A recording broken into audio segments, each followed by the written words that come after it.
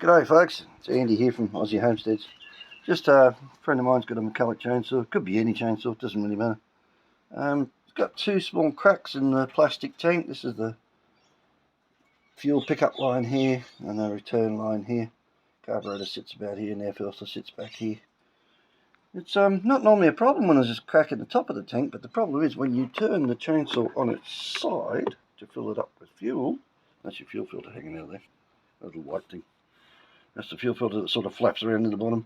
And believe you me, it was flapping around the bottom when I got it because all the fuel lines have perished.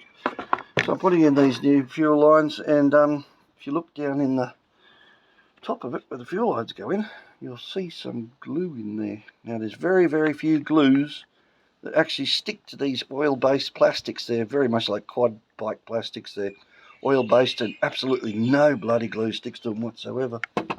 But what I've discovered is, over the years, this stuff right here, JB Weld, fabulous stuff. It's the only one. You just rough up down in there, so you can see where the JB Weld's sitting on the lines. Just don't get it too high, because of course you've got to get your carburetor back on these two posts. And if you build this JB up too high, you won't be able to get your carburetor back in.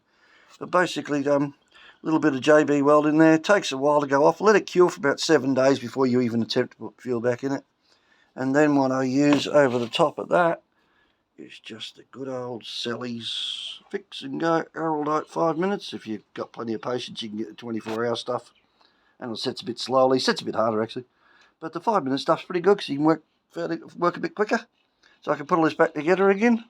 And then I've got to put the carburetor back in again. That's the little carburetor that goes in there. So I've cleaned all that out because it picked up a lot of plastics and junk out of the fuel lines, but the fuel lines look more like this. See them, all the bits and pieces. See how it changes colour? So storing it dry for a couple of years, it hasn't done the fuel lines any good. They just basically all fell apart.